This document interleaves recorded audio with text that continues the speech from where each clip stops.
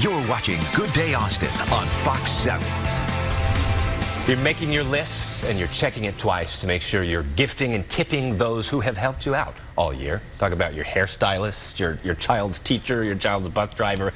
Etiquette expert Diane Gottsman joined us this morning to help clear up some of this confusion. How are you? I'm great. Thank you. Happy holidays. Definitely. 'Tis the season. Same to you. Let's talk about tipping. Has tipping changed this holiday season?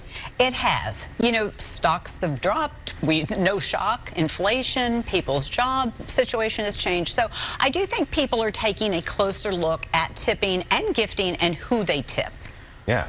Well, speaking of who they tip, because we were talking about bus drivers, I don't usually give, well, I don't have a kid that old yet, but I don't feel like I will give them money. Like, do you give them a gift? What are we talking about here? So, in regard to bus drivers, you know, there are so many moms and dads that want to know, do I give the bus driver who picks up my kids a gift or a tip? And so, here, let's clarify. A tip is money, you know, it's cash, and you tip because of your budget. You know, you tip based on your budget. Okay. Can I afford it?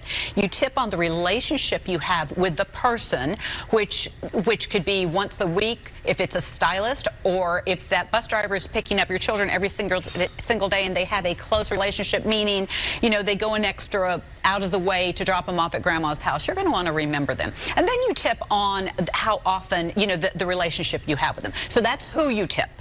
The way we tip is really up to us based on who touches us, meaning a hairstylist or touching our hair. Yeah. A nanny is taking care of the babies at home, you know, a baby at home, if that's the case. So there are so many different situations that it has to apply to you. And so for a teacher, for example, you're not going to want to tip them. You're going to want to give them a gift. Now, if it's in the form of a gift certificate, that's great. A school nurse, for example, you might give them hand cream or, you know, something modest, a candle. I say chocolate, but it's something that you might know. If you know that nurse, if you're giving the school nurse a gift, that means that your child, like my child who had asthma, was always in the nurse's office. So I built that relationship with them. Yeah. And in terms back to the bus driver, much like a healthcare provider at a nursing home, it's based on that relationship you have with them. And it could be a pair of gloves, it could be a coffee mug, something that says, I appreciate you taking care of my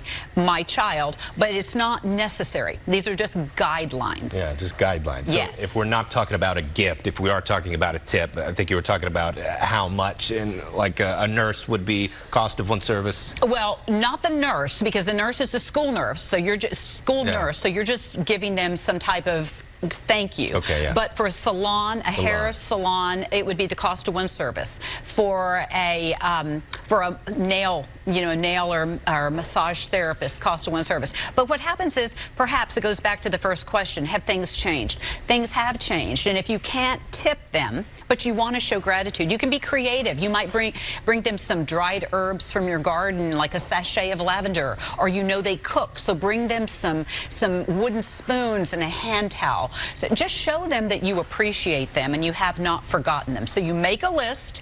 You stick to your list in terms of budget.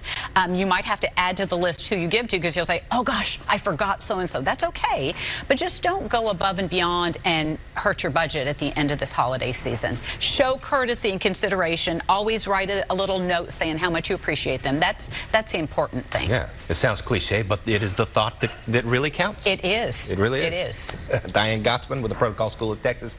Thank you so much.